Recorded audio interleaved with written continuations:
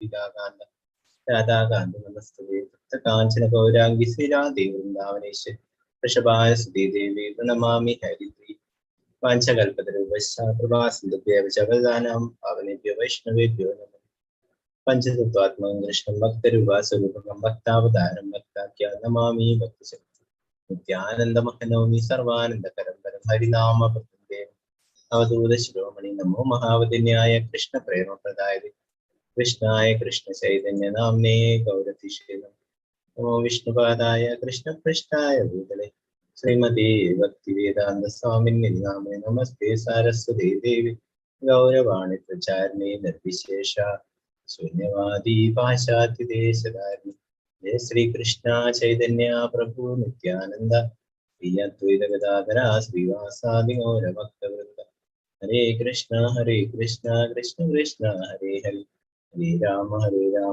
Rama Rama Hare Hare Urvega Chandraya Radhikaya Tadale Krishnaya Krishna Bhaktaya Rupakaya Namo Prabhupada Ki Jai Maharaj Ki Jai Hare Krishna Bhakti Shastri Class ലേക്ക് എല്ലാവർക്കും സ്വാഗതം. ഭഗവത്ഗീതയിലെ 6ാമത്തെ അധ്യായത്തിന്റെ ബാക്കിയുള്ള ഭാഗങ്ങളാണ് നമ്മൾ 2 ക്ലാസ്സിലുണ്ടായിട്ട് കഴിഞ്ഞ ക്ലാസ്സിൽ 26 ശ്ലോകങ്ങളാണ് എടുത്തിട്ടുള്ളത്. അപ്പൊ അതിന്റെ ബാക്കി ഭാഗങ്ങൾ നമുക്ക് നോക്കാം. ഹരേ കൃഷ്ണ. എല്ലാവർക്കും സ്ക്രീന് കാണാലോ അല്ലെ? ഹരേ കൃഷ്ണ. അൺമ്യൂട്ട് ചെയ്തിട്ട് പറഞ്ഞോളൂ. സ്ക്രീന് കാണാൻ പറ്റുന്നുണ്ടോ? കാണാലോ അല്ലെ?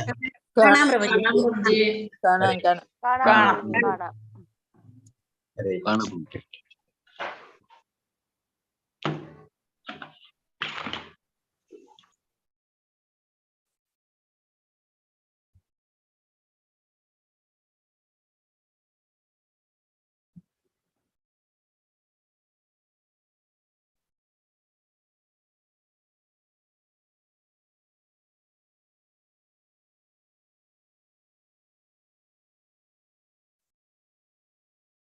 നമ്മൾ 26 ശ്ലോകങ്ങളാണ് എടുത്തിട്ടുള്ളത്.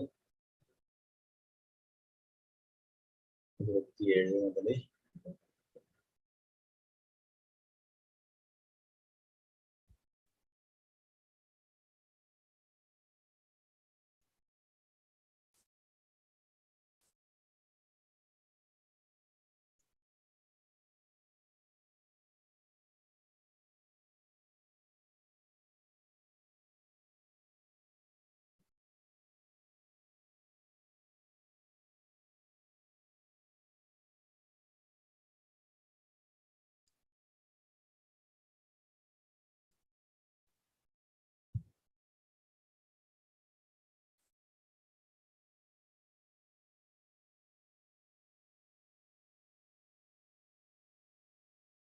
Krishna Krishna Krishna Krishna Ram Ram Ram Hare Krishna Krishna Krishna Krishna Ram Hare Krishna Krishna Krishna Krishna Hare Ram Hare Krishna Krishna Krishna Krishna Ram Krishna Krishna Krishna Krishna Ram Hare Krishna Krishna Krishna Krishna Ram Hare Krishna Krishna Krishna Krishna Ram Hare Krishna Krishna Krishna Krishna Hare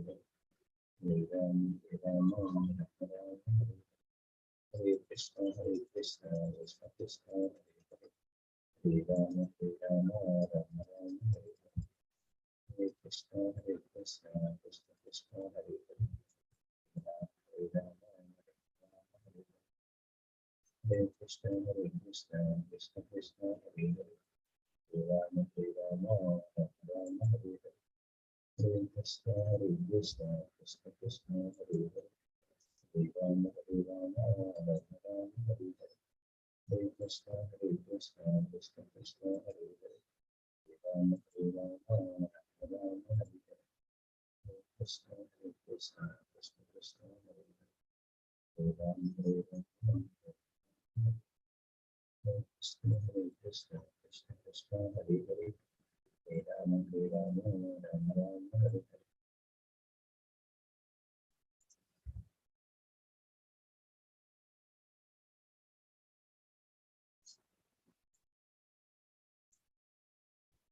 Hare Krishna. Sorry, നേരത്തെ ഞാൻ slide എടുത്ത് വെച്ചിരുന്നു. അപ്പോൾ അതെന്തോ വേറെ എന്തോ ചെയ്യുമ്പോൾ പോയി കുഞ്ഞുണ്ട്. ഓക്കെ, ഇപ്പൊ കാണാമല്ലോ അല്ലേ? സോറി, 27ാമത്തെ ശ്ലോകമാണ് നമ്മൾ എടുക്കുന്നത്. 27 കാണാമല്ലോ അല്ലേ? ഓക്കെ, ഹരേ കൃഷ്ണ. 26 വരെ 27ാമത്തെ. ഓം നമോ ഭഗവതേ വാസുദേവായ. പ്രശാന്ത മനസം ഹേനം യോഗിനം സുഖമുത്തമം ഉപൈതി ശാന്തരജസം ബ്രഹ്മഭൂതമകൽമഷം. എന്നിൽ തന്നെ മനസ്സുറപ്പിച്ച യോഗി അതീന്ദ്രിയ ആനന്ദത്തിന്റെ പരമകാഷ്ഠയിലെത്തുന്നു. അയാൾ രജോ ഗുണത്തിന് അതീതനാണ്. താൻ പരമപുരുഷനുമായി ഗുണത്തിൽ ഒന്നാണെന്ന് മനസ്സിലാക്കുന്നതിൽ പൂർവകർമ്മങ്ങളുടെ പ്രതികരണങ്ങളിൽ നിന്നും മുക്തനുമാണ്. ഭാവാർത്ഥം ചെയ്യും. ബ്രഹ്മഭൂതം എന്ന വാക്ക് ഭൗതിക മാലിന്യങ്ങൾ ഒഴിഞ്ഞ ഇന്ദ്രിയാതീതമായ ഭഗവത് സേവനത്തിൽ ഏർപ്പെട്ടിരിക്കുന്നതിനെ സൂചിപ്പിക്കുന്നതത്രേ. മദ്ഭക്തിയും ലഭതയും പരാം ഭഗവാന്റെ ചരണാരവിന്ദങ്ങളിൽ മനസ്സ് കേന്ദ്രീകരിക്കാത്ത ഒരാൾക്ക് ബ്രഹ്മത്തിന്റെ ഗുണത്തിൽ സ്ഥിതി ചെയ്യാനാവില്ല. സവൈ മനകൃഷ്ണ പദാരവിന്ദയോ സദാ ഭഗവത് സേവന നിരതരാകുന്നത്, കൃഷ്ണാബോധം പുലർത്തുന്നത് വാസ്തവത്തിൽ രജോ ഗുണത്തിൽ നിന്നും എല്ലാ ഭൗതിക കൽമഷത്തിൽ നിന്നും മോചനം നേടലാണ്. ഇപ്പോ നമ്മൾ നേരത്തെ അംബരീഷ് മഹാരാജാവിന്റെ പ്രാർത്ഥനയിൽ പഠിച്ചിട്ടുണ്ടായിരുന്നു അല്ലെ? സഭയും മനകൃഷ്ണ പദാരവിന്ദയോ വാചാംസ വൈകുണ്ഠ ഗുണാന് പറഞ്ഞത് അല്ലെ? എപ്പോഴും മനസ്സെപ്പോഴും ഭഗവാന്റെ പാദപങ്കജങ്ങളെ കുറിച്ചിട്ട് ഓർക്കാനായിട്ട് ഉപയോഗിക്കുന്നതിനെ.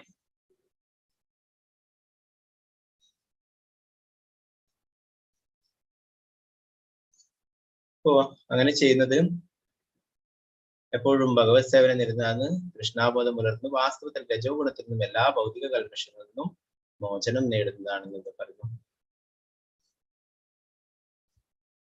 അപ്പോ നമ്മൾ നേരത്തെ പഠിച്ചല്ലേ, നമ്മുടെ ഇന്ദ്രിയങ്ങളൊക്കെ ഭഗവാന്റെ സേവയിൽ ഉൾപ്പെടുത്താനായിട്ട് പറഞ്ഞു. അങ്ങനെ അതിനെ നിയന്ത്രിക്കാമെന്ന് അല്ലെ? അംബരീഷ് മഹാരാജാവിന്റെ 9 എന്താ പറയാ എല്ലാ ഇന്ദ്രിയങ്ങളും, അദ്ദേഹത്തിന്റെ എല്ലാ ഇന്ദ്രിയങ്ങളും ഭക്തിയുടെ സേവനത്തിൽ ഉൾപ്പെടുത്തിയതിനെ കുറിച്ച് നമ്മൾ നേരത്തെ പഠിച്ചിട്ടുണ്ടായിരുന്നു. ഇനി 28ാമത്തെ ശ്ലോകം. യുജ്ജന്നേവം സദാത്മാനം യോഗീം വിഗത കൽമഷഃ സുഖേന ബ്രഹ്മ സംസ്പർശ അത്യന്തം സുഖമശ്നുതേ. അപ്രകാരം നിയന്ത്രിതാത്മാവായ യോഗി സദാ യോഗനിഷ്ഠനായി ഭൗതിക മാലിന്യങ്ങളിൽ നിന്നും മുക്തി നേടി ഭഗവാന്റെ അതീന്ദ്രിയ സേവനമാകുന്ന പരമാനന്ദത്തിന്റെ തലത്തിലെത്തുന്നു. പരമാനന്ദത്തിന്റെ അത്യുന്നതമായ അവസ്ഥയിലെത്തുന്നു. ഭാവാർത്ഥം ശ്രീല പ്രഭുപാദയ്ക്ക് ചെയ്യും.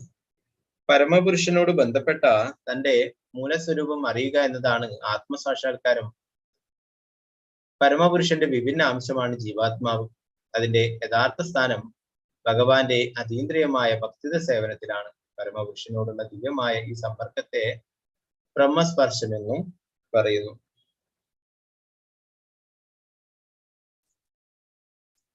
ഇപ്പൊ നമ്മളൊക്കെ ഭഗവാന്റെ അംശമാണ് അല്ലെ? നമ്മുടെയൊക്കെ കടമ എന്ന് പറയുന്നത് ഭഗവാന്റെ സേവനങ്ങൾ ചെയ്യുക എന്നുള്ളതാണ്. ഭക്തിയുടെ സേവനങ്ങൾ ചെയ്യുക എന്നുള്ളതാണ്. 29 ശ്ലോകം. സർവഭൂതസ്ഥമാത്മാനം സർവഭൂതാനി ചാത്മനി ഈശ്വരേ യോഗയുക്താത്മാ സർവത്ര സമദർശനഃ. എല്ലാവരുടെയും ഹൃദയത്തിൽ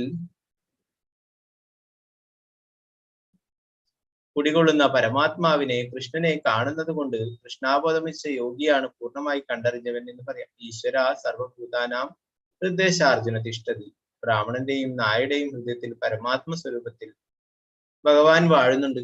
അവിടുന്ന് എന്നെന്നും ഇന്ദ്രിയാതീതനാണെന്നും ബ്രാഹ്മണിലോ ശ്വാവിലോ വാഴുമ്പോഴും ഭൗതികത അദ്ദേഹത്തെ പരമാത്മാവിനെ ബാധിക്കുന്നില്ലെന്നും ഒരു ഉത്തമ യോഗിക്ക് അറിയാം. ഇവിടെ ഭഗവാൻ എല്ലാവരുടെയും ഹൃദയത്തില് പരമാത്മാവായിട്ട് കഴിയുന്നു അല്ലെ. അതിനെ കുറിച്ചിട്ടാണ് നമ്മൾ നേരത്തെ പഠിച്ചിട്ടുണ്ടായിരുന്നു. ഒരു യഥാർത്ഥ ജ്ഞാനി അദ്ദേഹം എല്ലാവരിലും ഭഗവാനെ കാണുന്നു, എല്ലാവരുടെ ഹൃദയത്തിലും പരമാത്മാവായിട്ട് ഭഗവാൻ.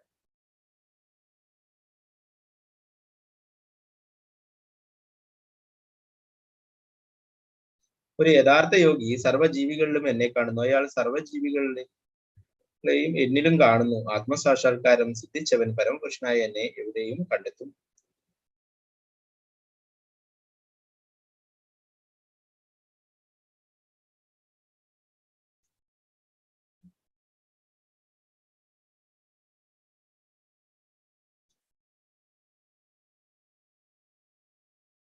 ആവിധമുള്ളതത്രേ ഭഗവാന്റെ നിഷ്പക്ഷ ഭാവം ഓരോ ജീവാത്മാവും ഓരോ ഹൃദയത്തിലും കുടികൊള്ളുന്നുണ്ട്. പക്ഷേ അവൻ സർവഹൃദയസ്ഥനല്ല. അതാണ് പരമാത്മാക്കൾ തമ്മിലുള്ള വ്യത്യാസം. അത് വേണ്ടും വണ്ണം കണ്ടറിയാൻ ശരിക്കും യോഗനിഷ്ഠരല്ലാത്തവർക്ക് കഴിയുകയില്ല. കൃഷ്ണാബോധമുള്ള ഒരാൾക്ക് വിശ്വാസിയുടെയും അവിശ്വാസിയുടെയും ഹൃദയത്തിൽ കൃഷ്ണനെ കാണാൻ സാധിക്കും. സ്മൃതിവാക്യം നോക്കുക. ആദതത്വച്ച മാതൃത്വാച്ച ആത്മാഹി പരമോഹരി. സർവഭൂതങ്ങൾക്കും ഉറവിടമായ ഭഗവാൻ മാതാവിനെയും രക്ഷകനെയും പോലെയാണ്. പിന്നെ സ്വാഭാവികളായ മക്കളോടെല്ലാം ഒരമ്മ നിഷ്പക്ഷ ഭാവേന പെരുമാറുന്നത് പോലെ പരമപിതാവും അഥവാ മാതാവ് അങ്ങനെ പെരുമാറുന്നു. സർവഭൂതങ്ങളിലും പരമാത്മ സാന്നിധ്യം അല്ലെ. മനുഷ്യരിൽ മാത്രമല്ല അല്ലെ, എല്ലാവരിലും ഉണ്ട്. ഭഗവാൻ പറയുന്നു മമൈവാംശ ജീവലോക ജീവഭൂത സനാതന അല്ലെ. എല്ലാ ജീവജാലങ്ങളിലും ഭഗവാനുണ്ട്. എല്ലാ ജീവജാലങ്ങളും ഭഗവാന്റെ അംശമാണ് അല്ലെ. എല്ലാവരുടെ ഹൃദയത്തിലും ഭഗവാൻ പരമാത്മാവായിട്ട്, അല്ലാതെ മനുഷ്യരുടെ മാത്രമല്ല.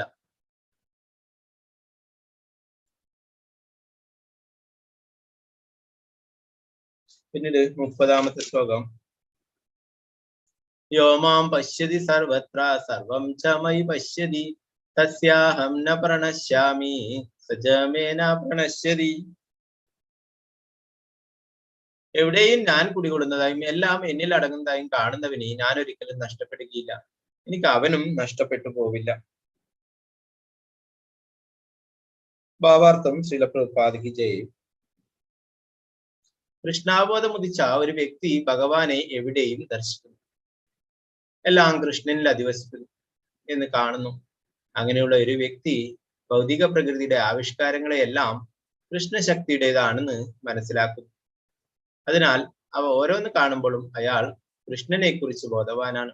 കൃഷ്ണനെ കൂടാതെ ഒന്നിനും നിലനിൽക്കാനാവില്ല. കൃഷ്ണനാണ് എല്ലാറ്റിന്റെയും നാഥൻ. ഇതാണ് കൃഷ്ണാബോധത്തിന്റെയും മൗലിക സിദ്ധാന്തം. കൃഷ്ണാബോധം എന്നാൽ കൃഷ്ണനിൽ പ്രേമം വളർത്തിയെടുക്കലാണ്. സംസാരമുക്തിയേക്കാൾ സമുത്കൃഷ്ടമാണ് ഈ അവസ്ഥ.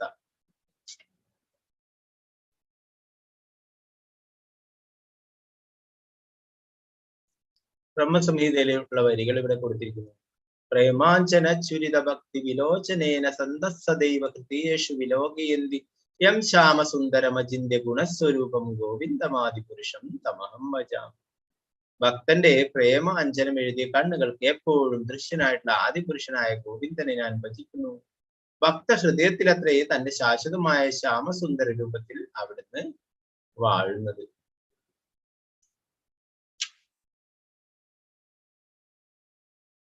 ഇവിടെ ബ്രഹ്മാവ് ആ ബ്രഹ്മസംഹിതയിൽ എന്താ പറയുന്നത്? ഭക്തന്റെ പ്രേമത്തിന്റെ അഞ്ജനം എഴുതി അല്ലെ.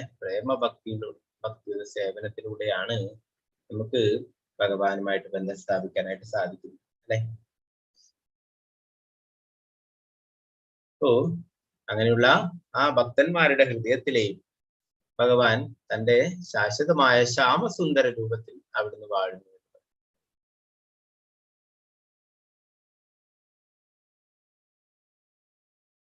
അപ്പോ എല്ലാറ്റിനും ഭഗവാനെ കാണുന്നത് അല്ലെ, എന്ത് തന്നെ കാണുമ്പോഴും ഭഗവാനെ കുറിച്ച് ഓർക്കുന്നത് നമ്മള് ഭഗവത്ഗീതയിൽ തന്നെ പഠിക്കുന്നുണ്ട് അല്ലെ. എന്തു തന്നെ എന്താ പറയാ സൗന്ദര്യമുള്ളതോ എന്ത് തന്നെയുള്ള ആകർഷകമായിട്ടുള്ള എന്ത് വസ്തുക്കൾ കാണുമ്പോഴും നമ്മള് ആരെക്കുറിച്ച് ഓർക്കണം? ഭഗവാനെ കുറിച്ച് അല്ലെ. ഇതിന്റെയൊക്കെ നിയന്താവ്, ഇതിന്റെയൊക്കെ സൃഷ്ടികർത്താവ് ഭഗവാനാണ് എന്നുള്ള കാര്യം. അപ്പൊ എല്ലാറ്റിലും നമുക്ക് ഭഗവാനെ ഓർക്കാനും ധാരാളം കാര്യങ്ങൾ ഭഗവത്ഗീതയിൽ പഠിക്കുന്നുണ്ട് അല്ലെ. രസോകൗന്ദയ എന്ന് പറഞ്ഞല്ലേ, ജലത്തിലെ രസം ഞാനാണ്. ഭഗവാനെ ജലം കുടിക്കുമ്പോൾ, വെള്ളം കുടിക്കുമ്പോൾ നമ്മൾ ഓർക്കണം, ഈ ജലത്തിന്റെ രസം ഭഗവാനാണ്. സൂര്യചന്ദ്രന്മാരെ കാണും അല്ലെ, സൂര്യചന്ദ്രന്മാരെ ഭഗവാന്റെ കണ്ണുകളാണെന്നുള്ളത്. അപ്പോ അങ്ങനെ എല്ലാറ്റിലും എല്ലാം കാണുമ്പോഴും ഭഗവാനെ ഓർക്കാനായിട്ട് സാധിക്കും അല്ലെ. അതുകൂടെ തന്നെ നേരത്തെ പറഞ്ഞ പോലെ എന്താണ്, ആ പട്ടിയായാലും പൂച്ചയായാലും ആനയായാലും ചണ്ടാളനായാലും എല്ലാവരുടെ, ബ്രാഹ്മണന്റെ ആയാലും എല്ലാവരുടെ ഹൃദയത്തിലും പരമാത്മാവായിട്ട് ഭഗവാനുണ്ട്. അപ്പോ അതുകൊണ്ടാണ് ഒരു എന്താണ്, ഒരു ജ്ഞാനിയായിട്ടുള്ള വ്യക്തി, യഥാർത്ഥമായിട്ടുള്ള വ്യക്തി, അദ്ദേഹം എല്ലാറ്റിലും എല്ലാ ജീവജാലങ്ങളിലും പരമാത്മാവായിട്ട് ഭഗവാനെ ദർശിക്കുന്നു. നമ്മള് പ്രഹ്ലാദന്റെ ഒക്കെ ആ ലീലയിൽ എടുത്തു നോക്കി കഴിഞ്ഞാല് പ്രഹ്ലാദനോട് ഹിരണ്യകശിപു ചോദിക്കുന്നുണ്ട്, നിന്റെ നാരായണൻ ഈ തൂണിലുമുണ്ടോ എന്ന് ചോദിക്കുന്നു അല്ലെ. എന്നാലും ഭക്തപ്രഹ്ലാദനെ അറിയാം, എല്ലാറ്റിലും, തൂണിലും തുരുമ്പിലും എല്ലാറ്റിലും ഭഗവാനുണ്ട്. ഈ തൂണിലുമുണ്ട് എന്റെ നാരായണൻ എന്ന് പറയുന്നില്ല അല്ലെ. ഓ ആ ഭഗവാൻ അവിടെ, ആ തൂണിൽ ഭഗവാൻ അവതരിക്കുന്നത് ആ നിജഭക്ത ഭാഷിതം, ആ ഭക്തന്റെ വാക്കുകൾ സത്യമാക്കാനായിട്ട് ഭഗവാൻ ആ തൂണിൽ അവതരിക്കുന്നുണ്ട്. ഓ ഭഗവാനെ എവിടെ വേണമെങ്കിലും അവതരിക്കാം അല്ലെ. അപ്പോ ആ ഒരു ഭക്തന്റെ വാക്കുകൾ സത്യമാക്കാനായിട്ട് അവിടെയും അവതരിക്കാം. അപ്പോ എവിടെയും അങ്ങനെയുള്ള ഭക്തന്മാർക്ക് ഭഗവാനെ കാണാനായിട്ട്, ദർശിക്കാനായിട്ട് സാധിക്കും അല്ലെ. ഭക്തപ്രഹ്ലാദൻ നോക്കുമ്പോൾ ആ തൂണിലും ഭഗവാനെ കാണാനായിട്ട് സാധിച്ചു. അപ്പൊ അതുകൊണ്ട് തന്നെയാണ് അങ്ങനെ പറഞ്ഞിട്ടുണ്ടായത്.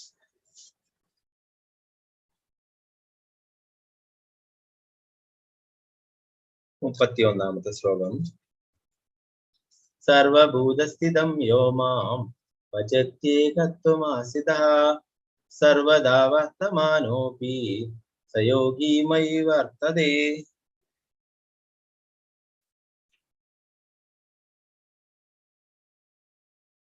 ഞാനും പരമാത്മാവും ഒന്ന് തന്നെയാണെന്ന് അറിഞ്ഞുകൊണ്ട് ആരാധ്യനായ പരമാത്മാവിന്റെ സേവനത്തിൽ മുഴുകിയ യോഗി ഏതു സന്ദർഭത്തിലും എന്നിൽ തന്നെ ജീവിക്കുന്നു. ഭാവാർത്ഥം ശ്രീല പ്രഭുപാദ് ജയ്. പരമാത്മാവിനെ ധ്യാനിച്ച് ശീലിക്കുന്ന ഒരു യോഗിക്ക് കൃഷ്ണന്റെ പൂർണാംശമായ ശംഖചക്ര ഗദാപത്മധാരിയായ ചതുർഭുജ വിഷ്ണുവിനെ സ്വഹൃദയത്തിൽ കാണാൻ കഴിയും. വിഷ്ണുവിൽ നിന്ന് വ്യത്യസ്തനല്ല കൃഷ്ണൻ എന്ന് യോഗി മനസ്സിലാക്കണം. പരമാത്മാവിന്റെ ഈ രൂപത്തിൽ കൃഷ്ണൻ ഏവരുടെയും ഹൃദയത്തിൽ വാഴുന്നുണ്ട്. കൂടാതെ എണ്ണമറ്റ ജീവാത്മാക്കളുടെ ഹൃദയത്തിൽ വാഴുന്ന പരമാത്മാക്കൾ തമ്മിൽ യാതൊരു വ്യത്യാസവുമില്ലാത്ത താനും.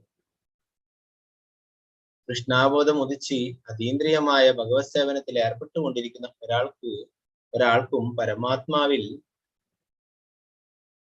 ധ്യാനനിരതനായിക്കൊണ്ടിരിക്കുന്ന മറ്റൊരാൾക്കും തമ്മിൽ വ്യത്യാസമില്ല.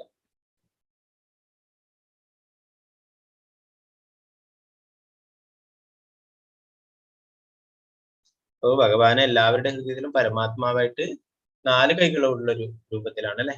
ക്ഷീരോദകശായി വിഷ്ണുവാണ് എല്ലാവരുടെ ഹൃദയത്തിലും പരമാത്മാവായിട്ട് വസിക്കുന്നത്.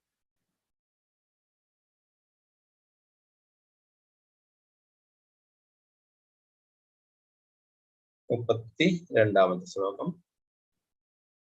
നമുക്കിത് കുറച്ച് വേഗത്തിൽ പോവാം. നമ്മൾ ഇന്ന് തീർക്കാൻ നോക്കാം. നമ്മൾ കുറെ പുറകിലാണുള്ളത്. മറ്റേ ഗ്രൂപ്പിലൊക്കെ, ഭക്തിശാസ്ത്രി ഗ്രൂപ്പിലൊക്കെ എക്സാം ഒക്കെ കഴിഞ്ഞു. നമുക്ക് കുറച്ച് സ്പീഡിൽ പോവാം. ആത്മോപമ്യേന സർവത്ര സമം പശ്യതി അർജുന സുഖം വാ യതി വാ ദുഃഖം സയോഗ പരമോ മതഃ. അല്ലയോ അർജുന, എല്ലാ ജീവികളെയും അവരുടെ സുഖത്തിലും ദുഃഖത്തിലും തന്നോട് സദൃശനായി കണ്ട് സമഭാവനയോടെ വർത്തിക്കുന്നവനാണ് ഉത്തമനായ യോഗി. ഭാവാർത്ഥം ശ്രീല പ്രഭുപാദ്. കൃഷ്ണാബോധമുള്ള ഒരാൾ ഉത്തമ യോഗിയായിരിക്കും. അനുഭവം പ്രമാണമാക്കി ഓരോരുത്തരുടെയും സുഖദുഃഖങ്ങൾ അയാൾ മനസ്സിലാക്കുന്നു. താനും ഭഗവാനുമായുള്ള ബന്ധം മറന്നുപോകുന്നതാണ് ജീവനെ ദുഃഖ കാരണം. മനുഷ്യന്റെ സർവകർമ്മങ്ങളുടെയും പരമഭോക്താവും സർവ ഗ്രഹങ്ങളുടെയും ദേശങ്ങളുടെയും ഉടമയും ജീവാത്മാക്കളുടെ ഉറ്റ സുഹൃത്തും കൃഷ്ണൻ തന്നെയാണെന്ന് കൃഷ്ണൻ തന്നെയെന്ന് ബോധ്യമാകുന്നതാണ് സുഖത്തിന്റെ കാരണം.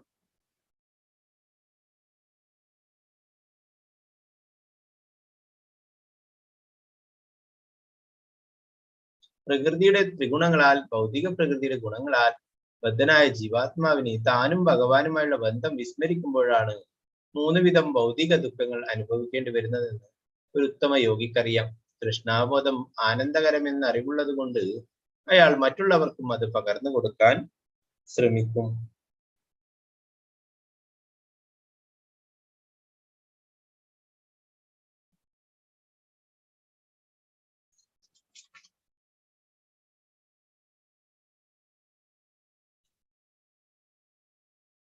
കൃഷ്ണാബോധവാനാകേണ്ടുന്നതിന്റെ പ്രാധാന്യത്തെക്കുറിച്ച് ഏവരെയും ബോധിപ്പിച്ചുകൊണ്ടിരിക്കുന്ന ഉത്തമ യോഗിയത്രേ ലോകത്തിലെ ഏറ്റവും വലിയ ജീവകാരുണ്യ പ്രവർത്തകൻ. ഭഗവാൻ ഏറ്റവും പ്രിയപ്പെട്ട സേവകനും അയാൾ തന്നെ. നജത് തസ്മാൻ മനുഷ്യേഷു കശിൻ മേ പ്രിയകൃത്തമ. ഭഗവത്ഗീത 18:69 പറയുന്നു അല്ലെ. ഒരു ഭഗവത് ഭക്തൻ സകല ജീവജാലങ്ങളുടെയും ശ്രേയസിനെ കാക്ഷിക്കുന്നുണ്ട്, ഏവരുടെയും ഉത്തമ സുഹൃത്താണെന്നും പറയാം. അയാൾ തനിക്ക് വേണ്ടി മാത്രമല്ല മറ്റുള്ളവർക്ക് വേണ്ടിയാണ് ഈ യോഗത്തിൽ പൂർണ്ണത നേടാൻ ആഗ്രഹിക്കുന്നതിനാൽ ഉത്തമ യോഗിയായി തീർന്ന ആ ഭക്തൻ തന്റെ കൂടെയുള്ള ജീവാത്മാക്കൾ ഈശാലുവരെ തന്റെ ഉത്കൃഷ്ടത്തിൽ മാത്രം താല്പര്യമുള്ള ഒരു യോഗിക്കും ഭഗവത് ഭക്തനും തമ്മിൽ വ്യത്യാസമാണ് ഇതാണ്.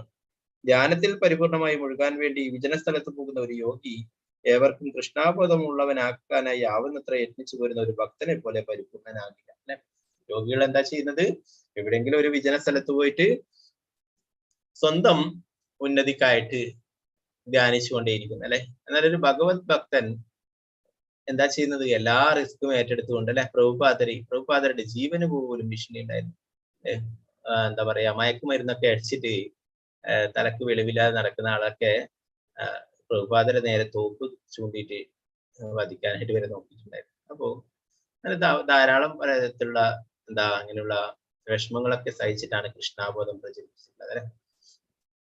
ഒരു ഭഗവാന്റെ പരിശുദ്ധ ഭക്തൻ കൃഷ്ണാബോധം പ്രചരിപ്പിക്കുന്നു. അപ്പോ 18:68, 69 ഭഗവാൻ പറയുന്നുണ്ടല്ലേ, ആരാണോ എന്റെ സന്ദേശങ്ങൾ പ്രചരിപ്പിക്കുന്ന അവരാണ് എനിക്ക് ഏറ്റവും പ്രിയപ്പെട്ടത്, അവരിലും പ്രിയപ്പെട്ടതായി എനിക്ക് മറ്റാരുമില്ല എന്ന് പറയുന്നത്. അപ്പോ ഒരു ഭക്തൻ എന്ന് പറയുന്നത് അദ്ദേഹം കൃഷ്ണാബോധം പ്രചരിപ്പിക്കാനായിട്ട് തന്റെ ജീവിതം തന്നെ മാറ്റിവെക്കുന്നു. ശ്രീല പ്രഭുപാദരെ പോലുള്ള പരിശുദ്ധ ഭക്തന്മാരല്ലേ, ഉത്തമ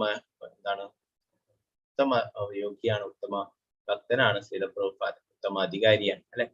എല്ലാം തന്റെ ജീവിതം മുഴുവൻ കൃഷ്ണാബോധം പ്രചരിപ്പിക്കാനായിട്ട് ഉപയോഗിക്കേണ്ടായി. തന്റെ സമ്പത്തും അല്ലെ എല്ലാം തന്നെ, കുടുംബമായാലും ഒക്കെ അതൊക്കെ ഉപേക്ഷിച്ചിട്ട് കൃഷ്ണാബോധം പ്രചരിപ്പിക്കാൻ അല്ലെ. അങ്ങനെ പോയില്ലെങ്കിൽ നമുക്കൊന്നും ഒരിക്കലും കൃഷ്ണാബോധം ലഭിക്കില്ല അല്ലെ. പ്രഭുപാദരുടെ ആ കാരുണ്യം കൊണ്ടാണ് നമുക്കൊക്കെ കൃഷ്ണാബോധം ലഭിച്ചിട്ടുള്ളത്.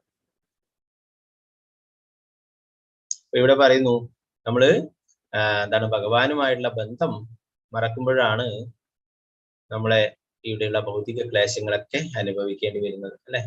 3 തരത്തിലുള്ള ഭൗതിക ദുഃഖങ്ങൾ അനുഭവിക്കേണ്ടി വരുന്നതെന്ന് ഓരോരുത്തർക്കും അറിയാമെന്ന് പറയുന്നു.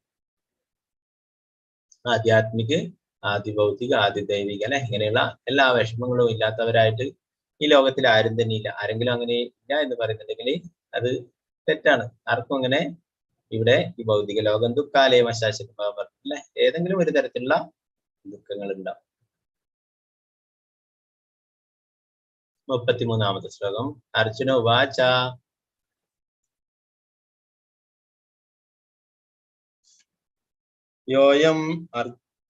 യോയം യോഗസ്ത്വയാ പ്രോക്ത സാമ്യേന മധുസൂദന ഏതസ്യാഹന്ന പശ്യാമി ചഞ്ചലത്വാ സ്ഥിതിം സ്ഥിരാം.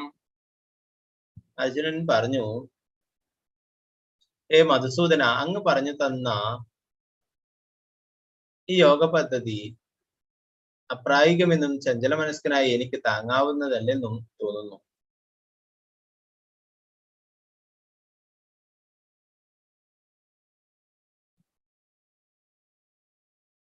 ഭാവാർത്ഥം ശ്രീല പ്രഭുപാദയ്ക്ക് ചെയ്യും. ശുചൗദേശേ എന്ന് തുടങ്ങി യോഗി പരമോമത എന്ന് വരെയുള്ള ശ്ലോകങ്ങളിൽ കൃഷ്ണ ഭഗവാൻ പ്രതിപാദിച്ചിട്ടുള്ള ധ്യാനയോഗത്തെ അസാധ്യമാണെന്ന് കരുതി അർജുനൻ നിരാകരിക്കുകയാണ്. വീട് വിട്ട് കാട്ടിനകത്തോ മലമ്പ്രദേശത്തോ ഉള്ള ഒരു വിജന സ്ഥലത്ത് ചെന്നിരുന്ന് യോഗാനുഷ്ഠാനം ചെയ്യുക എന്നത് ഈ കലികാലത്തിൽ ഒരു സാധാരണ മനുഷ്യന് സാധ്യമല്ല. ഹ്രസ്വമായ ഒരു ജീവിതത്തിന് വേണ്ടി തന്നെ കടുത്ത പോരാട്ടം ചെയ്യേണ്ടി വരുന്ന കാലമാണിത്.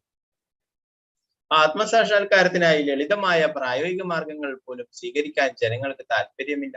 എന്നിട്ടാണോ ഇരിക്കാനുള്ള സ്ഥലം, ഇരിക്കേണ്ടുന്ന വിധം, ജീവിത രീതി ഇവയിൽ കർക്കശമായ നിയന്ത്രണം പാലിക്കേണ്ടതും മനസ്സിനെ ഭൗതിക താല്പര്യങ്ങളിൽ നിന്നും അകറ്റി നിർത്തേണ്ടതുമായ ദുഷ്കരമായ യോഗ പദ്ധതി അംഗീകരിക്കുന്നത്?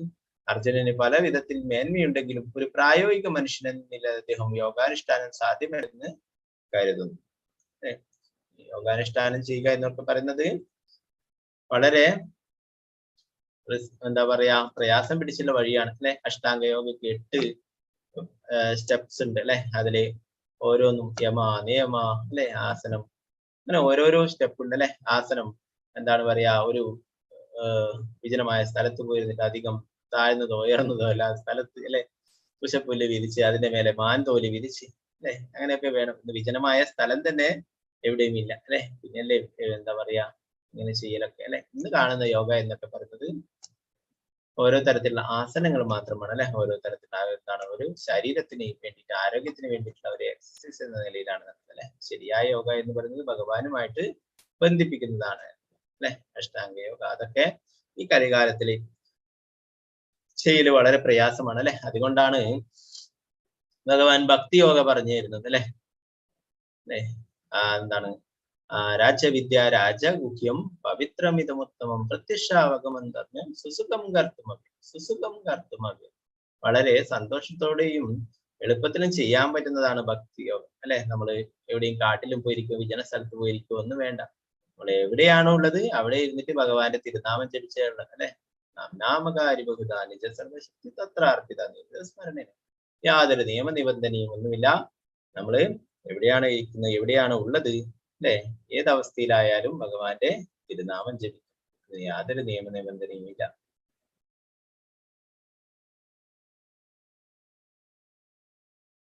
ഇനി 34ാമത്തെ ശ്ലോകം. ചഞ്ചലം ഹീമന കൃഷ്ണ പ്രമാദി ബലവദൃഢം തസ്യാഹം നിഗ്രഹം മന്യേ വായോരിവാസു ദുഷ്കരം. മനസ്സ് ചഞ്ചലമാണ്, പ്രക്ഷുബ്ധമാണ്, വഴങ്ങാത്തതും ബലമേറിയതുമാണ്. കൃഷ്ണ, അതിനെ നിയന്ത്രിക്കാൻ കാറ്റിനെ പിടിച്ചു നിർത്തുന്നതിനേക്കാൾ പ്രയാസമുണ്ടെന്ന് എനിക്ക് തോന്നുന്നു.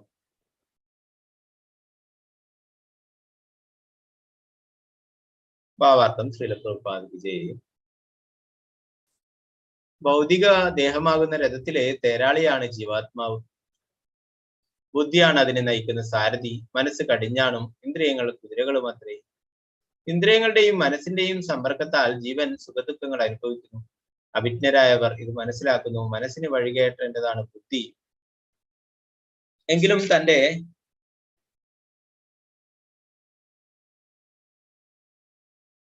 വാശിയും ബലവും കൊണ്ട് അത് ബുദ്ധിയെ കീഴടക്കുന്നു. കടുത്ത രോഗബാധ ഔഷധങ്ങളുടെ ശക്തിയെ തോൽപ്പിക്കുന്നത് പോലെ അങ്ങനെ വഴക്കമില്ലാത്ത ഒരു മനസ്സിനെ യോഗചര്യ കൊണ്ട് നിയന്ത്രിക്കപ്പെടേണ്ടതാണ്. പക്ഷേ അർജുനനെ പോലുള്ള ഒരു പ്രാപഞ്ചികന് അത് സാധ്യമല്ല. ആധുനിക മനുഷ്യരെ കുറിച്ച് പിന്നെന്ത് പറയാനാണ്?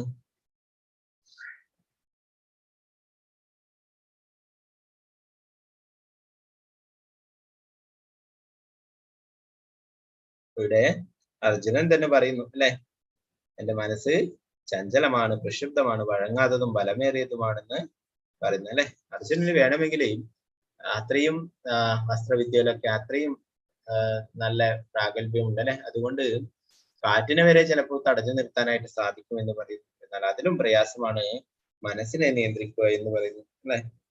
എന്താണ് നമ്മുടെ ആചാര്യന്മാർ പറയും, മനസ്സെന്ന് പറയുന്നത് ഒരു കുരങ്ങിനെ പോലെയാണെന്ന് പറയും അല്ലെ. കുരങ്ങ് എന്താണ്, എവിടെയും അനങ്ങാതിരിക്കില്ല അല്ലെ.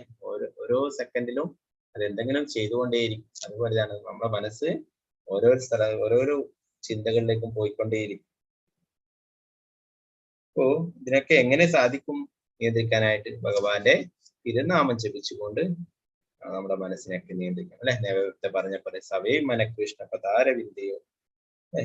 അപ്പോ ഭഗവാന്റെ ആ പാദപത്മങ്ങളെ കുറിച്ച് ഓർത്തിട്ട് നമുക്ക് നമ്മുടെ മനസ്സിനെ എപ്പോഴും വേറെ എവിടെയും പോവാതെ ഭഗവാനെ കുറിച്ച് തന്നെ ഓർത്ത് നിർത്താം. തന്റെ മനസ്സ് പൂർണ്ണമായി കൃഷ്ണനിൽ അർപ്പിക്കുക. എന്നാൽ മാത്രമേ മനസ്സിനെ അലട്ടുന്ന മറ്റു പ്രവൃത്തികളെല്ലാം ഇല്ലാതാവൂ.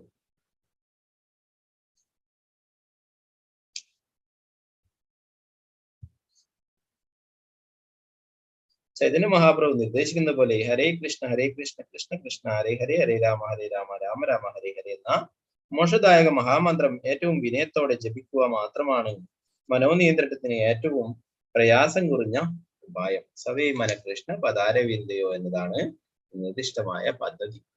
വളരെ വിനയത്തോടെ ഭഗവാന്റെ തിരുനാമം ജപിക്കാനായിട്ട് ചൈതന്യ മഹാപ്രഭു പറയുന്നത് അതാണ് ഏറ്റവും എളുപ്പമായിട്ടുള്ള വഴി എന്ന് പറയുന്നത്. ഇവിടെ 35-ാമത്തെ ശ്ലോകം.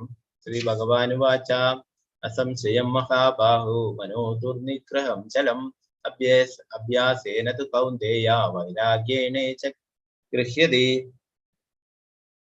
ശ്രീ ഭഗവാൻ പറഞ്ഞു, മഹാബാഹുവായ കുന്തിപുത്ര, മനസ്സിനെ അടക്കുക എന്ന് തീർച്ചയായും ദുഷ്കരമാണ്. എന്നാൽ യുക്തമായ പരിശീലനം കൊണ്ടും നിസ്സംഗത കൊണ്ടും അത് സാധിക്കാവുന്നതാണ്.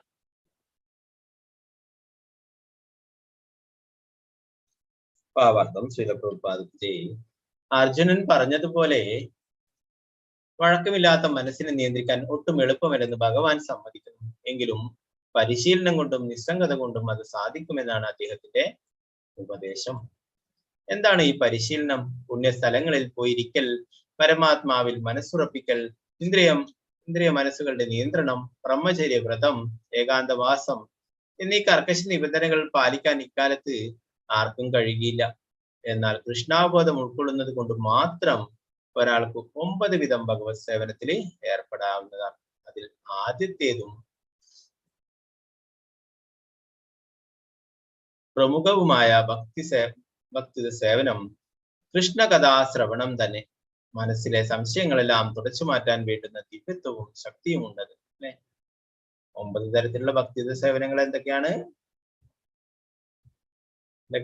ആരാ പറയുന്നത്? ഓക്കെ, പറഞ്ഞോളൂ. 9 തരത്തിലുള്ള ഭക്തി സേവനങ്ങൾ എന്തൊക്കെയാണ്?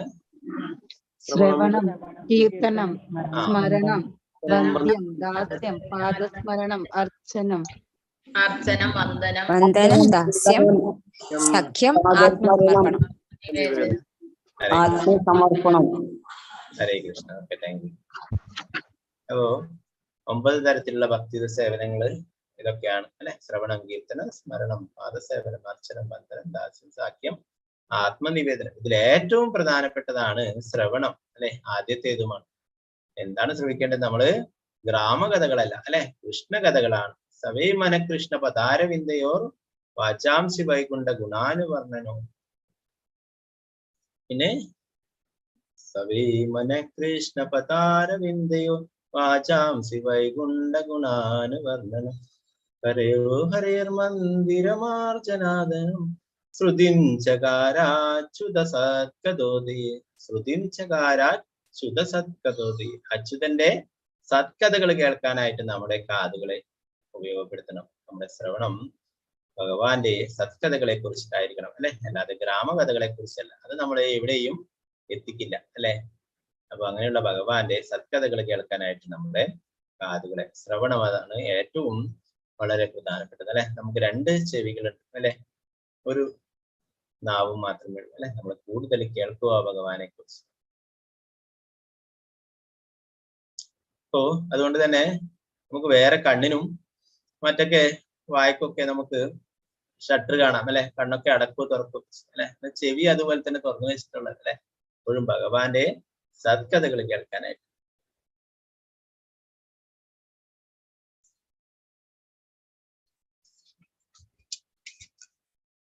പിന്നീട് 36-ാമത്തെ ശ്ലോകം.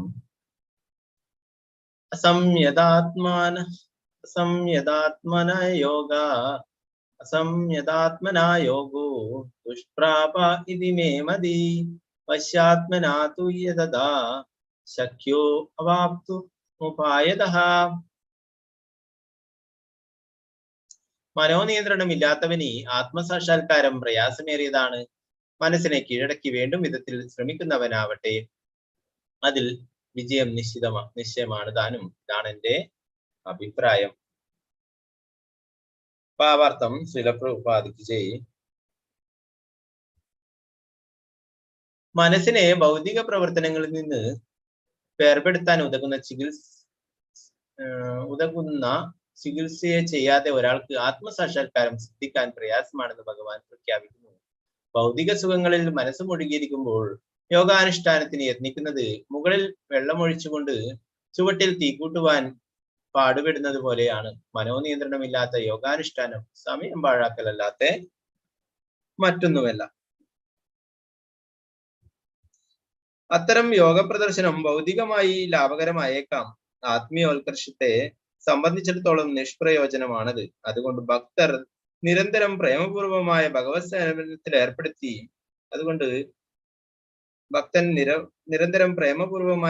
സേവനത്തിൽ ഏർപ്പെടുത്തി മനസ്സിനെ സ്വാധീനിക്കണം. കൃഷ്ണാബോധത്തിൽ മുഴുകാതെ ഒരാൾക്ക് മനസ്സിനെ തുടർച്ചയായി നിയന്ത്രിക്കാനാവില്ല. കൃഷ്ണാബോധവാനായ ഒരാൾ പ്രത്യേകം പ്രയത്നമൊന്നും കൂടാതെ യോഗ പരിശീലനത്തിന്റെ ഫലം അനായാസേന നേടുന്നു. പക്ഷേ യോഗ പരിശീലകന് കൃഷ്ണാബോധമാകാതെ വിജയം വരിക്കാനാവില്ല.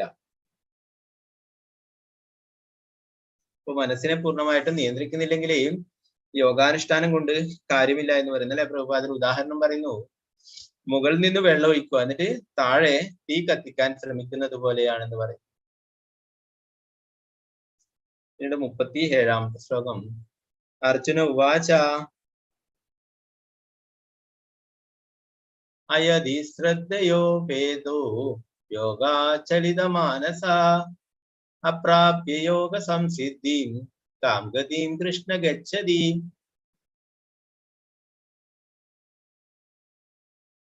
അർജുനൻ പറഞ്ഞു, അല്ലയോ കൃഷ്ണ, വിജയം പ്രാപിക്കാത്ത അതീന്ദ്രിയജ്ഞാനിയുടെ ഗതി എന്ത്?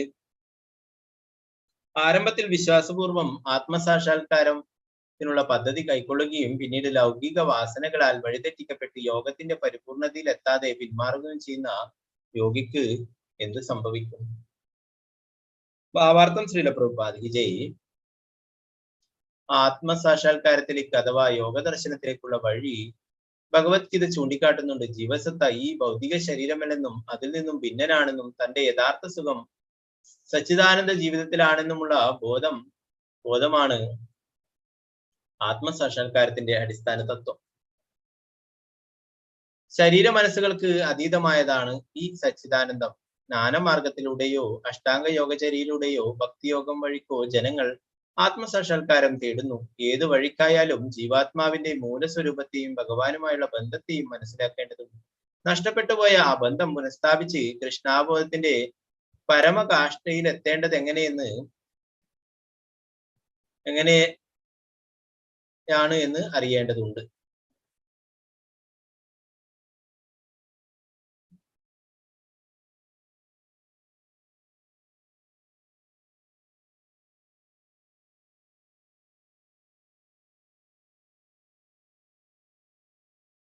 മുപ്പത്തിയെട്ടാമത്തെ ശ്ലോകം. കച്ചിന്നോ ഭയവിഭ്രഷ്ട ചിന്നാപ്രമിനശ്യതി അപ്രതിഷ്ഠോ മഹാബാഹോ വിമൂഢോ ബ്രഹ്മണപതി. മഹാബാഹു കൃഷ്ണ, അങ്ങനെ അതീന്ദ്രിയതയുടെ മാർഗത്തിൽ നിന്നും ഭ്രഷ്ടനായിത്തീർന്ന ഒരാൾ ഭൗതികമായോ ആധ്യാത്മികമായോ ഉത്കർഷം നേടാനാവാതെയും ഒരിടത്തും സ്ഥാനമില്ലാതെയും ഛിന്ന ഭിന്നമായി പോയ മേഘത്തെ പോലെ നശിക്കുമോ? ഭാവാർത്ഥം ശ്രീല പ്രഭുപാദ് ജയ്.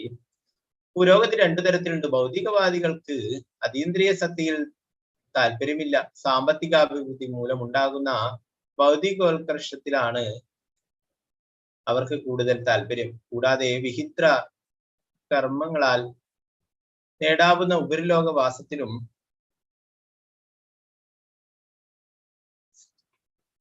ആധ്യാത്മിക മാർഗം സ്വീകരിക്കുന്ന ഒരാൾ പ്രാപഞ്ചിക കൃത്യങ്ങളിൽ നിന്നെല്ലാം ഒഴിഞ്ഞു നിൽക്കുകയും സകല ഭൗതിക സുഖങ്ങളിൽ ത്യജിക്കുകയും വേണം. തന്റെ പരിശ്രമത്തിൽ വിജയിക്കാത്ത പക്ഷം രണ്ടു വഴിയും നഷ്ടപ്പെട്ടു എന്ന് അയാൾക്ക് തോന്നാം. ഭൗതിക ഭോഗങ്ങളോ ആധ്യാത്മിക വിജയമോ ആസ്വദിക്കാൻ അയാൾക്ക് കഴിയാതെയാകുന്നു.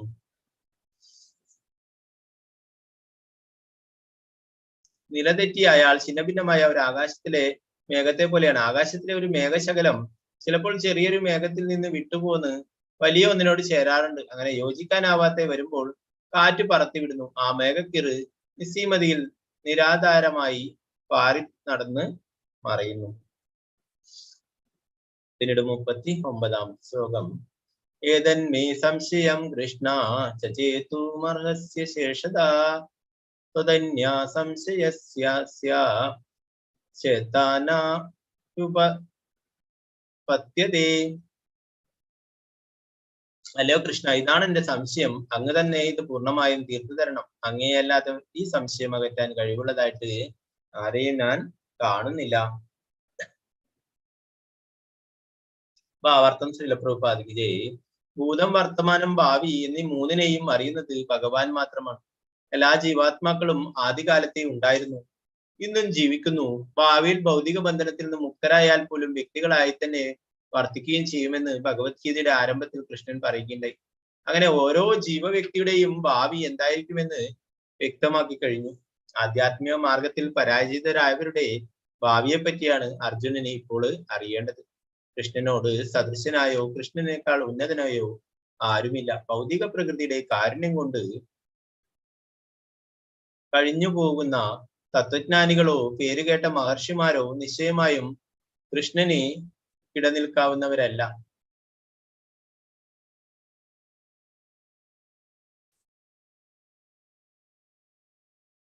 ഇപ്പൊ ഭഗവാന് എല്ലാറ്റിനെ കുറിച്ചും അറിയാം, അല്ലെ?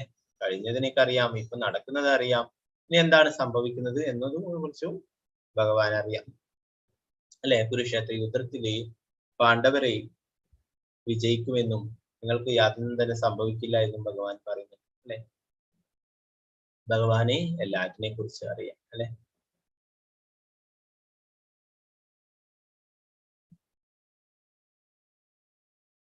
പിന്നീട് 40ാമത്തെ ശ്ലോകം. ശ്രീ ഭഗവാനുവാച പാർത്ഥനൈവേഹ നാമുത്ര വിനാശസ്തസ്യ വിദ്യതേ നഹി കല്യാണകൃതസ്കശി ദുർഗതിം താത ഗച്ഛതി. ശ്രീ ഭഗവാൻ പറഞ്ഞു, ഹേ പാർത്ഥ, മംഗളകരങ്ങളായ കർമ്മത്തിൽ ഏർപ്പെട്ടുകൊണ്ടിരിക്കുന്ന ആധ്യാത്മിക ജ്ഞാനിക്ക് ഈ ലോകത്തിലാകട്ടെ ആത്മീയ ലോകത്തിലാകട്ടെ നാശമില്ല. സുഹൃത്തെ, നന്മ ചെയ്യുന്നവന് ഒരിക്കലും ദുർഗതി സംഭവിക്കാൻ വയ്യ. ഭാവാർത്ഥം ശ്രീല പ്രഭുപാദിക്ക്. ഇവിടെ ശ്രീമദ് ഭാഗവത്തിൽ നിന്നും നാരദമുനി വ്യാസദേവന് നൽകുന്ന ഉപദേശത്തെ കുറിച്ചിട്ട് ഇവിടെ കൊടുത്തിരിക്കുന്നു. 1:5-17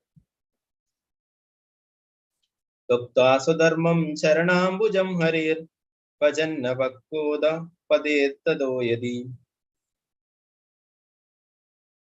എത്ര കവാഭദ്ര ഭൂതമൂഷകിം കേവാർത്ത ആവതോ അഭജതാം സ്വധർമ്മതഃ. ഭൗതിക ധർമ്മങ്ങളെല്ലാം പരിത്യജിച്ച് ഭഗവാന്റെ ശരണങ്ങളിൽ ആശ്രയം തേടുന്നവർക്ക് ഒരു വിധത്തിലും നഷ്ടമോ പതനമോ ഉണ്ടാവില്ല. മറിച്ച് ഭക്തിയില്ലാത്ത ഒരാൾ തന്റെ കർത്തവ്യങ്ങൾ തികച്ചും നിറവേറ്റിയിരുന്നാലും യാതൊരു ഗുണവും നേടുന്നില്ല. ധർമ്മശാസ്ത്ര പ്രോക്തങ്ങളായും പതിവായി ആചരിച്ചു പോരുന്നവയുമായി ശ്രേയസ്കരങ്ങളായ ഭൗതിക കർമ്മങ്ങൾ ഒട്ടേറെയുണ്ട്. ആധ്യാത്മികതയിൽ തൽപരനായ മനുഷ്യൻ ആത്മീയ ഉന്നതിക്ക് വേണ്ടി എല്ലാ ഭൗതിക പ്രവർത്തനങ്ങളും ത്യജിക്കണം. കൃഷ്ണാബോധം തന്നെ ഈ ആത്മീയ ഉത്കർഷം. മംഗളകരമായ മാർഗത്തിലൂടെ മുന്നേറുന്നവരെ 3ആയി വിഭജിക്കാം. ധർമ്മശാസ്ത്ര ശാസനങ്ങൾക്ക് വഴങ്ങി ജീവിച്ച് ഭൗതിക ഐശ്വര്യം അനുഭവിക്കുന്നവർ, ഭൗതിക ജീവിതത്തിൽ നിന്നും ആത്യന്തിക മോചനം നേടാൻ ഉപായമാരായുന്നവർ, കൃഷ്ണാബോധമാർന്ന ഭക്തന്മാർ. പ്രാപഞ്ചിക സുഖലബ്ധിക്ക് വേണ്ടി ധർമ്മശാസ്ത്ര ശാസനകൾ അനുസരിക്കുന്നവരിൽ തന്നെ 2 കൂട്ടരുണ്ട്. ഫലേച്ഛ കൊണ്ട് കർമ്മം ചെയ്യുന്നവരും ഇന്ദ്രിയ സുഖ ഫലേച്ഛ കൂടാതെ പ്രവർത്തിക്കുന്നവരും. കൃഷ്ണാബോധപൂർവമായ കർമ്മം മാത്രമാണ് ശ്രേയസിന് കാരണമാകുന്നത്. ആ വഴിക്ക് മുന്നേറാൻ വേണ്ടി കൃഷ്ണാബോധ മാർഗത്തിൽ പുരോഗമിക്കാൻ എന്തു ശാരീരിക ക്ലേശത്തെയും സ്വമേധയാ സ്വീകരിക്കുന്നവനെ തികഞ്ഞ അതീന്ദ്രിയജ്ഞാനിയും മഹാതപസ്വിയും എന്ന് തന്നെ കരുതാം. പിന്നീട് 41ാമത്തെ ശ്ലോകം. നിങ്ങളുടെ അറ്റൻഡൻസ് ഇടാനുണ്ടല്ലേ?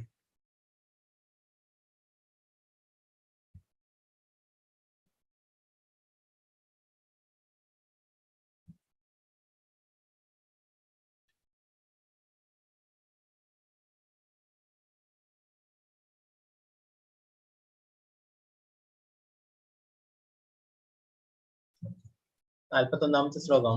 പ്രാപ്യ പുണ്യകൃതാം ലോക Shashwathi സമഃ Sujinam Srimadam Gehe Yoga Brashto Vijayade.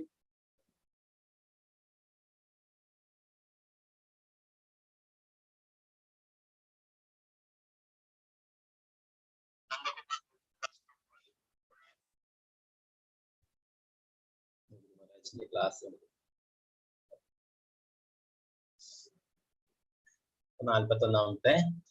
അങ്ങനെ യോഗത്തിൽ പരാജിതനാകുന്നയാൾ പുണ്യം ചെയ്തവർക്കായുള്ള ഉപരിലോകങ്ങളിൽ ആനന്ദം അനുഭവിച്ചുകൊണ്ട് അസംഖ്യം സംവത്സരങ്ങൾ വാണതിനു ശേഷം നിതനിഷ്ഠയുള്ള പുണ്യാത്മാക്കളുടെയോ ധനികരുടെയോ കുടുംബങ്ങളിൽ വീണ്ടും പിറക്കുന്നു. ഭാവാർത്ഥം ശ്രീല പ്രഭുപാദിക്ക് ജയ്. പരാജയമടഞ്ഞ യോഗികളിലും രണ്ടു തരക്കാരുണ്ട്. ചിലർ തെല്ലൊന്ന് മുന്നേറിയ ശേഷം വീണുപോകുന്നു. മറ്റു ചിലർ ഏറെക്കാലത്തെ പരിശീലനത്തിന് ശേഷവും അല്പകാലത്തിനുള്ളിൽ തോൽവി ഏൽക്കുന്നവരാണ്. പുണ്യാത്മാക്കൾക്ക് മാത്രമായുള്ള ഉപരിലോകങ്ങളിൽ പ്രവേശിക്കുന്നു. അവിടെ അനേകം വർഷങ്ങൾ കഴിച്ചുകൂട്ടിയതിനു ശേഷം അവർക്ക് പിന്നെയും ഭൂമിയിലേക്ക് വരണം. ഒരു ധർമ്മബോധമുള്ള വൈഷ്ണവ ബ്രാഹ്മണന്റെയോ കുലശ്രേഷ്ഠതയുള്ള ധാനാട്യന്റെയോ കുടുംബത്തിലായിരിക്കും അന്ന് അവരുടെ പിറവി. അപ്പോൾ നമ്മൾ കൃഷ്ണാബോധം ചെയ്യുമ്പോഴും ഇതുപോലെ തന്നെയാണ്. ചിലപ്പോൾ നമുക്ക് കൃഷ്ണാബോധം മുഴുമിപ്പിക്കാനായിട്ട് സാധിച്ചിട്ടില്ലെങ്കിൽ നമുക്കൊരിക്കലും എന്താ ഒരു നഷ്ടമായിട്ട് വരില്ല അല്ലെ. അതാണ് നമ്മള് ആത്മീയമായിട്ടുള്ള കാര്യങ്ങൾ ചെയ്യുന്നത് ഒരിക്കലും നഷ്ടമല്ല അല്ലെ. നമ്മള് എത്രമാത്രം ചെയ്തിട്ടുണ്ടോ, എവിടെ വെച്ച് നിർത്തിയോ അത് നമുക്ക് വീണ്ടും ചെയ്യാനായിട്ട് സാധിക്കും. അടുത്ത ജന്മം എവിടെ വെച്ച് നിർത്തിയോ അവിടെ വെച്ച് നമുക്ക് തുടങ്ങാനായിട്ട് സാധിക്കും അല്ലെ. മറ്റുള്ള ഭൗതിക കാര്യങ്ങൾ അങ്ങനെയല്ല അല്ലെ. ഞാൻ ഈ ജന്മം എന്തെങ്കിലും ഡോക്ടറായിരുന്നു, എഞ്ചിനീയർ ആയിരുന്നു എന്നൊക്കെ പറഞ്ഞിട്ട് നമുക്ക് ആ സർട്ടിഫിക്കറ്റ് എടുത്തിട്ട് അടുത്ത ജന്മം നമുക്കൊരു ഡോക്ടറായിട്ട് പരിശീലിക്കാനായിട്ട് സാധിക്കില്ല അല്ലെ. അത് നമ്മുടെ ഈ ശരീരം നശിക്കുന്നതോടെ നശിച്ചു അല്ലെ. എന്നാൽ ഈ ആത്മീയമായിട്ടുള്ള കാര്യങ്ങൾ എന്ത് തന്നെ ചെയ്തിട്ടുണ്ടെങ്കിലും അതിനെ ഒരിക്കലും നാശമില്ല അല്ലെ. അതാണ് നമ്മൾ ഭഗവത്ഗീതയിൽ തന്നെ പഠിച്ചിട്ടുണ്ട് അല്ലെ.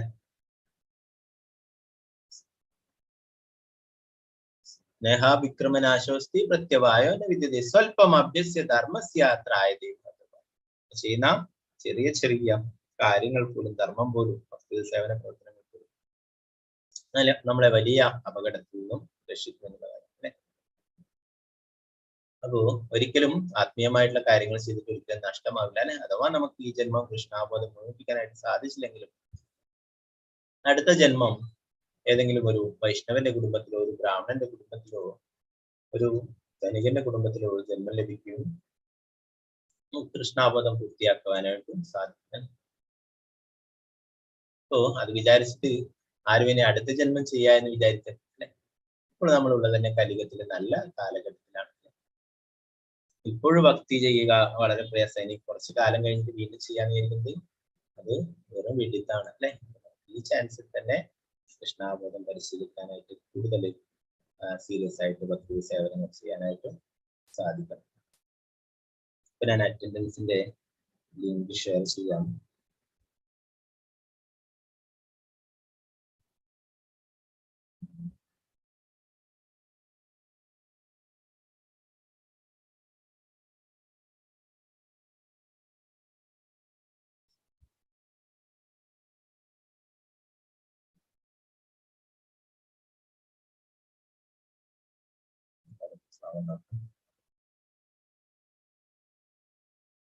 നാൽപ്പത്തിരണ്ടാമത്തെ ശ്ലോകം.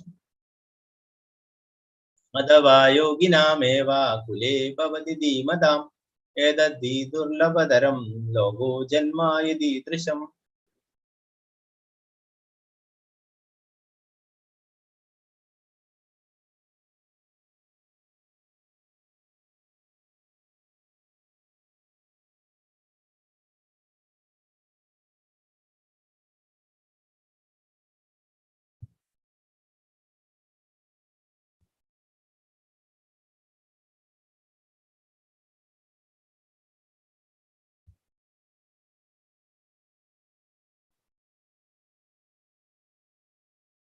ഹരേ കൃഷ്ണ.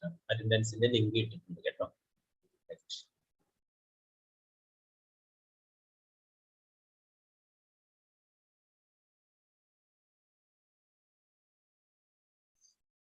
അല്ലെങ്കിൽ ഏറെക്കാലം യോഗാനുഷ്ഠാനം ചെയ്തിട്ടും അതിൽ വിജയിക്കാതിരുന്നാൽ അഭിജ്ഞരായ അതീന്ദ്രിയ യോഗികളുടെ കുലത്തിൽ പിറന്നു എന്നും വരാം. തീർച്ചയായും ഈ ലോകത്തിൽ അത്തരത്തിലുള്ള ജന്മം സുദുർലഭമാണ്.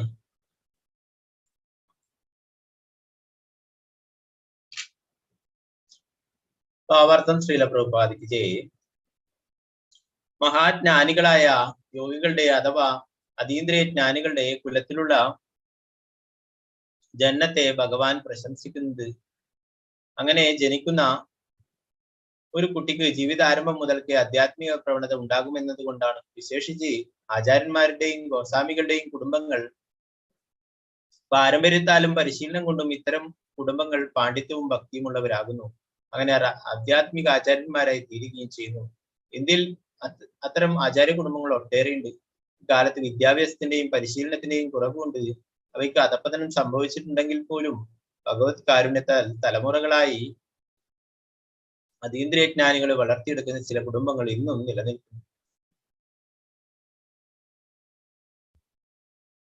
അപ്പോ നമുക്ക് കാണാൻ സാധിക്കും അല്ലെ, ചെറിയ കുട്ടികളൊക്കെ അവർ കുറെ കാര്യങ്ങൾ പറയുന്നുണ്ട്. ഭഗവത്ഗീതയും ഭാഗവതം ശ്ലോകങ്ങളും മറ്റുള്ള ആത്മീയമായിട്ടുള്ള കാര്യങ്ങളൊക്കെ അല്ലെ, ഇതൊക്കെ കഴിഞ്ഞ ജന്മം ചെയ്തിട്ടുള്ളതാണ്. അവര് ഈ ജന്മം അതിന്റെ ബാക്കി ചെയ്താൽ മതി. പിന്നീട് 43-ാമത്തെ ശ്ലോകം. തത്ര തം ബുദ്ധി സംയോഗം ലഭതേ പർവദേഹികം യതദേചാ തതോ ഭൂയഃ സംസിദ്ധാ കുരുനന്ദന. അല്ലയോ കുരുനന്ദന, അങ്ങനെ വീണ്ടും പിറക്കുമ്പോൾ യോഗിക്ക് മുൻജന്മത്തിലെ ദിവ്യബോധം തിരിച്ചു കിട്ടുന്നു. ആധ്യാത്മികമായി പൂർണ്ണ വിജയം നേടാൻ വേണ്ടി അയാൾ പ്രയത്നം ശ്രമിക്കുന്നു.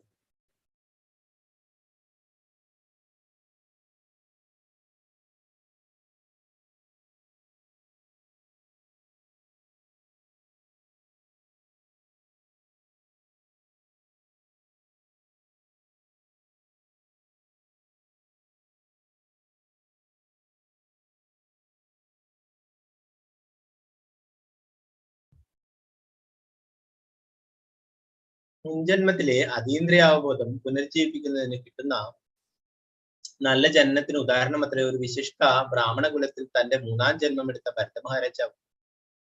ലോക ചക്രവർത്തിയായിരുന്നു ഭരതമഹാരാജാവ്. അദ്ദേഹത്തിന്റെ വാഴ്ചയ്ക്ക് ശേഷമാണ് ഈ ഭൂമി ദേവന്മാരാൽ ഭാരതവർഷം എന്ന് വിളിക്കപ്പെട്ടത്. അതിനു മുമ്പ് ഇളാവൃത വർഷം എന്നായിരുന്നു പേർ. ഈ ചക്രവർത്തി യൗവനത്തിൽ തന്നെ ആത്മജ്ഞാനാർത്ഥിയായി ഭരണത്തിൽ നിന്നും വിരമിച്ചു. പക്ഷെ അദ്ദേഹത്തിന് അതിൽ വിജയിക്കാൻ കഴിഞ്ഞില്ല. അടുത്ത ജന്മത്തിൽ അദ്ദേഹം ഒരു ഉത്തമ ബ്രാഹ്മണ കുടുംബത്തിലാണ് പിറന്നത്. അവിടെ എപ്പോഴും ജനങ്ങളിൽ നിന്ന് അകന്നും ഒന്നും സംസാരിക്കാതെയും ജീവിച്ചു പോന്ന അദ്ദേഹത്തിന് ജഡഭരതൻ എന്ന പേര് കിട്ടി. പിന്നീട് ഒരിക്കൽ അദ്ദേഹം അതിവിശിഷ്ടനായ ഒരു അതീന്ദ്രിയ ജ്ഞാനിയാണെന്ന് അന്ന് രാജാവായിരുന്ന രഘുഗുണൻ മനസ്സിലാക്കി.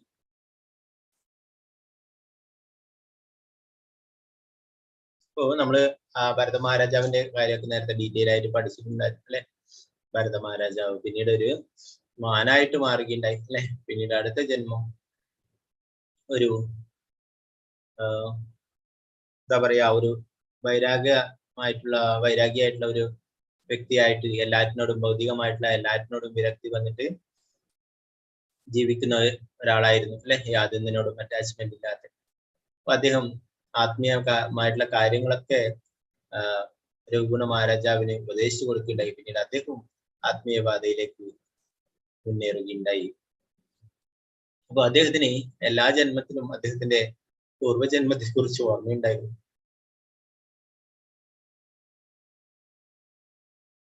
പിന്നീട് 44-ാമത്തെ ശ്ലോകം. പൂർവാഭ്യാസേന തേനൈവ ജിജ്ഞാസുരഭിയോഗസ്യ ശബ്ദ ബ്രഹ്മാതിവർത്തതേ. മുൻജന്മത്തിൽ സിദ്ധിച്ച ദിവ്യാവബോധത്താൽ എങ്ങും തേടിപ്പോകാതെ തന്നെ അയാൾ സ്വാഭാവികമായി യോഗ സിദ്ധാന്തത്തിൽ ആകൃഷ്ടനായിത്തീരും. ജിജ്ഞാസുവായ ആ യോഗി ആചാര നിഷ്ഠങ്ങളായ ധർമ്മശാസ്ത്ര പ്രമാണങ്ങൾക്ക് അതീതനാണ്. പ്രഭാതത്തിന്റെ ഭാവാർത്ഥത്തില് ശ്രീമദ് ഭാഗവതത്തിൽ 3:33 ശ്ലോകം കൊടുത്തിരിക്കുന്നു.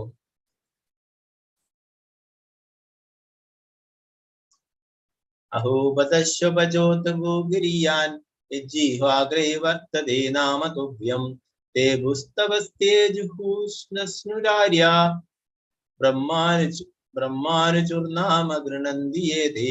ഭഗവാൻ ചണ്ടാളന്മാരുടെ കുടുംബങ്ങളിൽ പിറന്നവരായാലും ശ്വാവിനെ ഭക്ഷിക്കുന്നവർ, അവിടുത്തെ തിരുനാമം ഉച്ചരിക്കുന്നവർ ആധ്യാത്മികമായി ഏറെ പുരോഗമിച്ചവരാണ്. അവർ തീർച്ചയായും എല്ലാതരം തപസ്സുകളും യജ്ഞങ്ങളും ഒക്കെ ചെയ്തവരാണ്. എല്ലാ തീർത്ഥങ്ങളിലും സ്നാനം നടത്തിയവരാണ്. വൈദിക ഗ്രന്ഥങ്ങളെല്ലാം പഠിച്ചു കഴിഞ്ഞവരുമാണ്.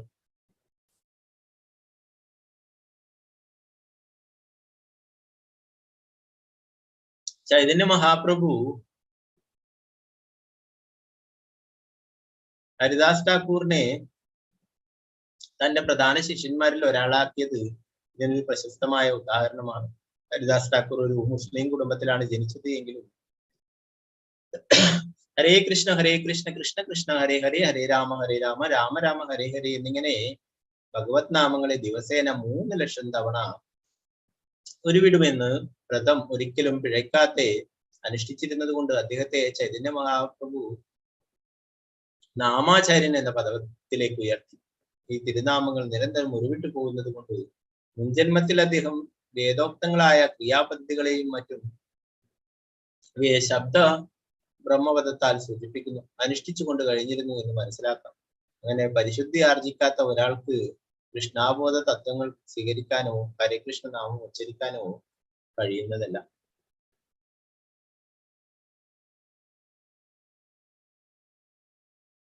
അപ്പോ നമ്മള് ഇപ്പം ഭഗവാന്റെ തിരുനാമം ജപിക്കുന്നുണ്ടെങ്കിൽ എന്താണ് ഇവിടെ പ്രഭുപാദൻ പറയുന്നത്? എല്ലാ കാര്യങ്ങളും എല്ലാ യജ്ഞങ്ങളും തപസ്സുകളും ഒക്കെ ചെയ്ത് കഴിഞ്ഞിട്ടാണ് ഹരേ കൃഷ്ണ മഹാമന്ത്രം ജപിക്കാനായിട്ട് സാധിക്കുന്നത് എന്ന് ശ്രീമദ് ഭാഗവതത്തിൽ പറയുന്നു. സോ ചണ്ടാളനായാലും ഒരു പട്ടിമാംസം തിന്നുന്ന ആളായാലും അദ്ദേഹം ഭഗവാന്റെ തിരുനാമം ജപിക്കുകയാണെങ്കിൽ അദ്ദേഹം എന്താ പറയാ ഭഗവാന്റെ ഭക്തൻ തന്നെയാണല്ലേ.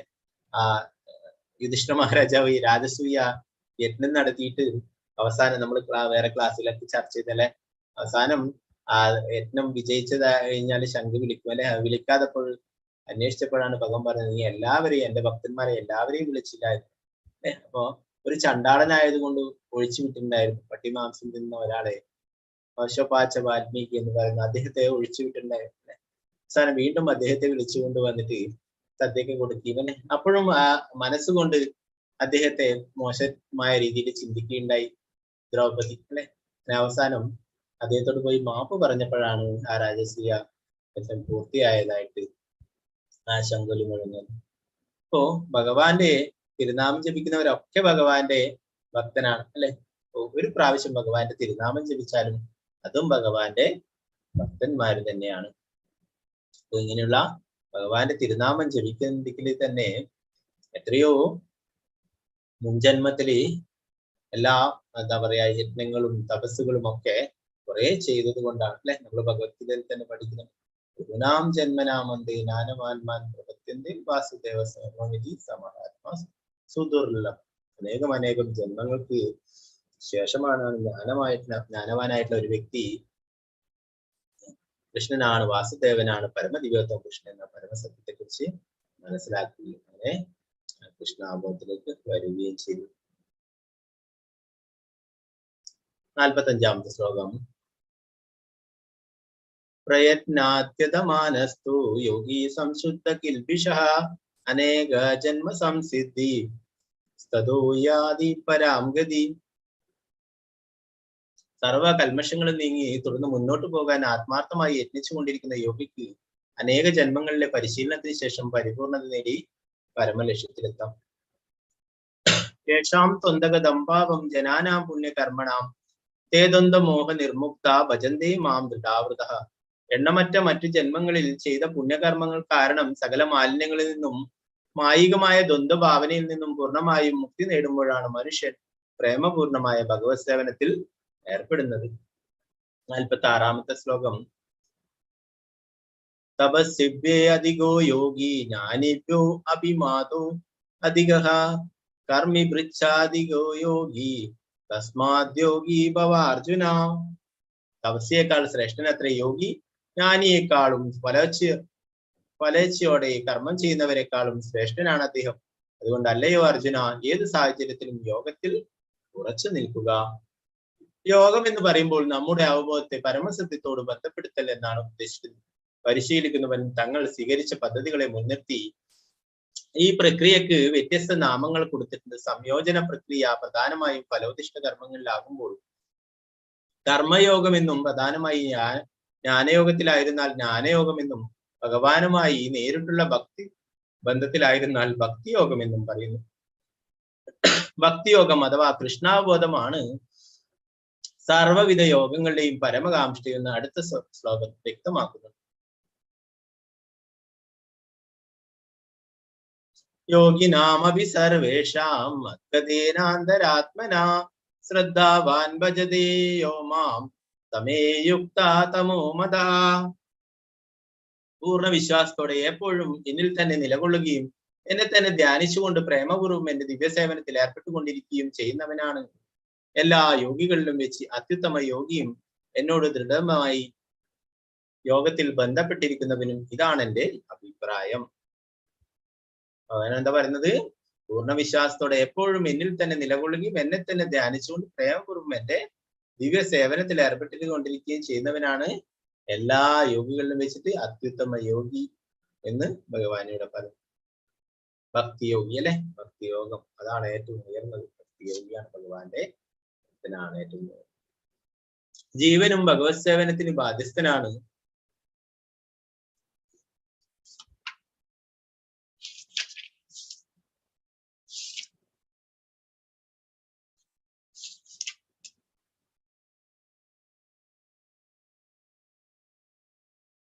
ഭജതേ എന്ന പദം ഇവിടെ അർത്ഥഗർഭമാണ്.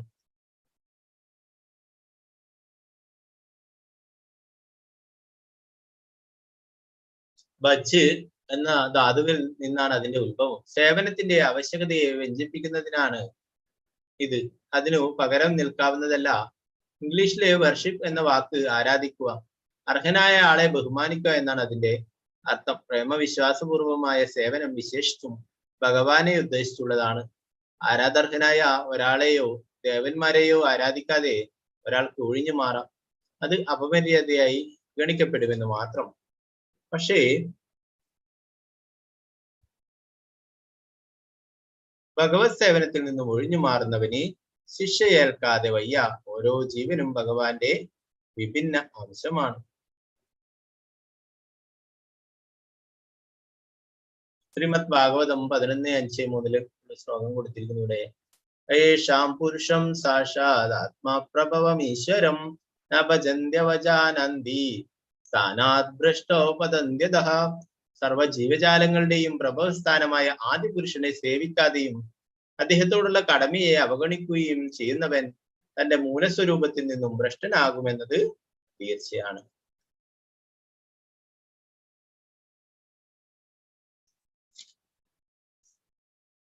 ഹരേ കൃഷ്ണ ഹരേ കൃഷ്ണ കൃഷ്ണ കൃഷ്ണ ഹരേ ഹരി ഹരേ രാമ രാമ രാമ ഹരേ ഹരേ. പ്രഭുപാദ് കി ജയ്, ഭഗവത്ഗീത കി ജയ്. ഹരേ കൃഷ്ണ. അപ്പോ ഈ ശ്ലോകത്തോടെ ഈ അധ്യായം തീരുകയാണ്. നമുക്ക് 6 അധ്യായം കഴിഞ്ഞ് കഴിഞ്ഞിട്ടാകുമ്പോ നമുക്ക് എക്സാം ഉണ്ട്. അതിന്റെ ഗ്രൂപ്പിൽ അറിയിക്കാം, അതിനെ കുറിച്ചിട്ടൊക്കെ. ഹരേ കൃഷ്ണ. എന്തെങ്കിലും സംശയങ്ങളുള്ളവർക്ക് കൈയെടുത്താം. പഞ്ചകൽപ്പതരൂപശ്ച കൃപാസിന്ധുഭ്യശ്ച പതിതാനാം പാവനേഭ്യോ വൈഷ്ണവേഭ്യോ